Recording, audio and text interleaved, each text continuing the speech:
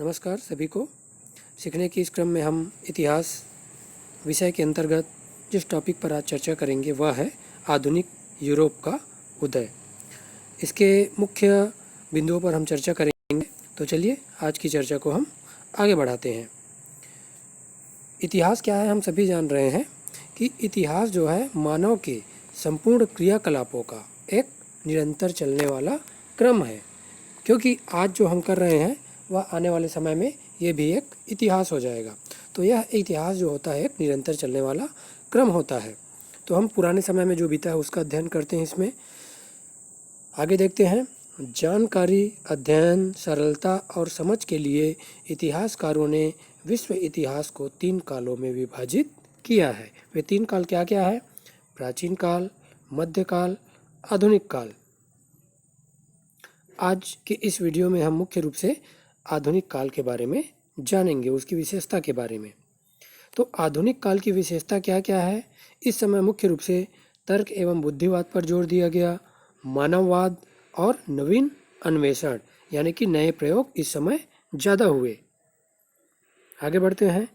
Europe में जहाँ 15वीं और 16वीं शताब्दी में आधुनिक काल का उदय हुआ, वहीं भारत में आधुनिक काल का उदय 18वीं शताब्दी में हुआ है। अगला बिंदु है आधुनिक काल के इतिहास के स्रोत।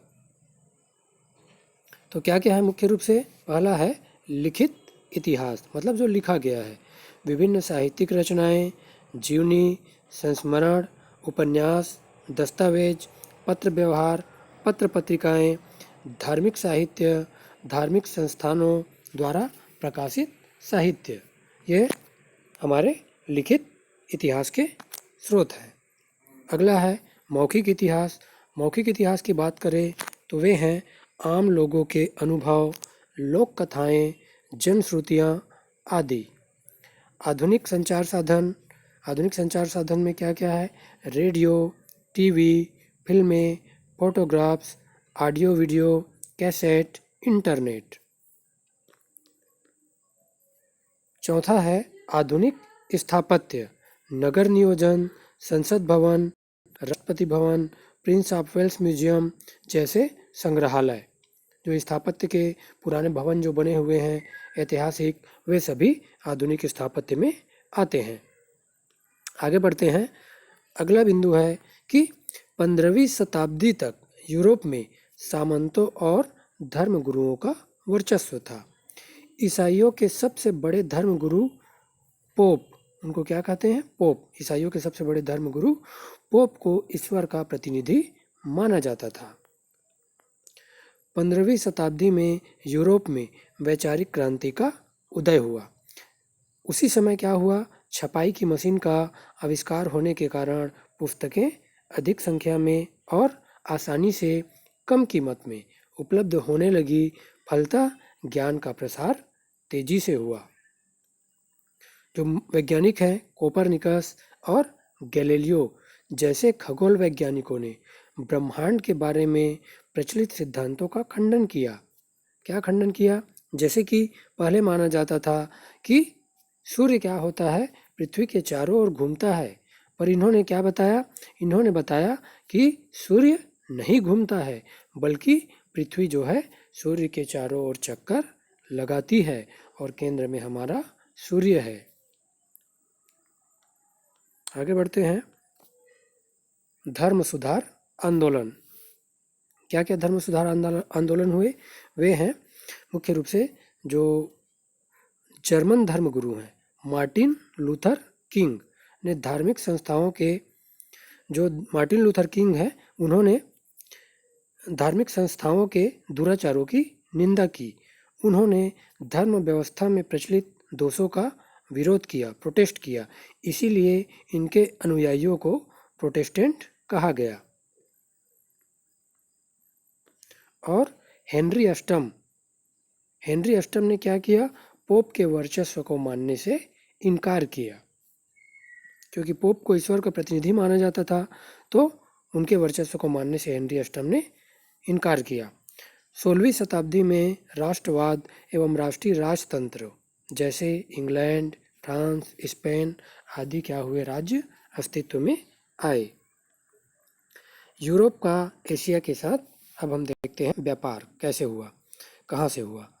भारत तथा यूरोप के मध्य जल और थल दोनों मार्गों से व्यापार होता था। महत्वपूर्ण जो हमारा इसमें बिंदु है वह है कुतुबनुमा। कुतुबनुमा क्या होता है, चित्र में देख पा रहे हैं, ये होता है दिशाओं का ज्ञान करने वाला यंत्र होता है। इसके आविष्कार के बाद नाविकों ने लंबी लंबी समुद्री यात्राएं की। भारत की खोज में निकले इटली के नाविक कोलंबस ने क्या किया, यूरोप से अमेरिका पहुंचने वाले समुद्री मार्ग की खोज की। यूरोप से अमेरिका पहुंचने वाले समुद्री मार्ग की खोज कोलंबस ने की।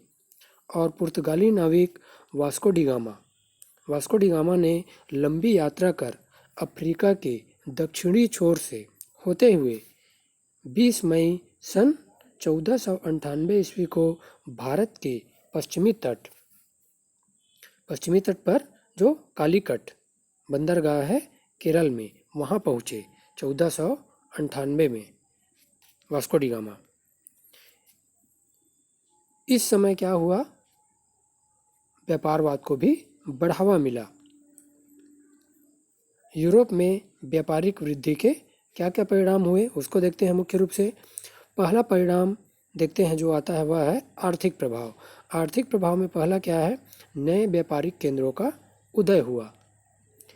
व्यापार तथा उद्योगों का महत्व बढ़ने लगा।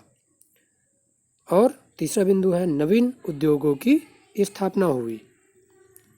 सामाजिक प्रभाव में क्या क्या प्रभाव पड़े, पहला, इसके फलस्वरूप समाज में बैंकर, दलाल, लिपिक जैसे मध्यम वर्ग अस्तित्व में आए।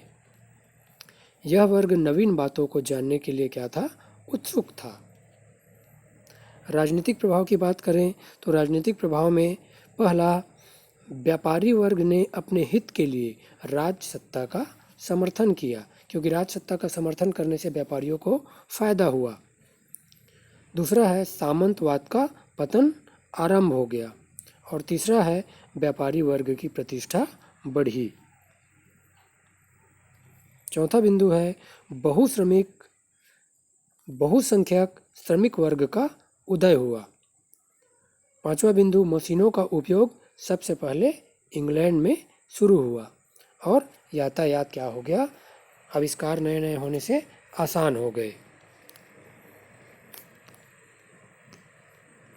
अगला बिंदु है उपनिवेशों की स्थापना। यूरोपीय लोगों ने सबसे पहले अमेरिका में अपने उपनिवेश स्थापित किए। दक्षिण पूर्व एशिया में इंडोनेशिया पर डचों ने और भारत पर सर्वप्रथम पुर्तगालियों ने अपने उपनिवेश स्थापित किए। यह महत्वपूर्ण बिंदु है। पुर्तगालियों ने अपने उपनिवेश भारत में सर्वप्रथम स्थापित किए। यह उपनिवेशवाद यूरोपीय राष्ट्रों की व्यापार वृद्धि और व्यापारियों की बढ़ती धन लिप्सा का ही परिणाम था। मतलब ज़्यादा से ज़्यादा वे धन कमाना चाहते थे, व्यापार करना चाहते थे, इसीलिए यह व्यापार वृद्धि और उपनिवेशवाद इसका परिणाम रहा। अधिकाधिक उपनिवेशों को हथियाने के लिए यूरोपीय राष्ट्रों में संघर्ष होने लगे, जो अंततः प्रथम विश्व युद्ध में उस समय बदल गया। तो आज के इस टॉपिक में हम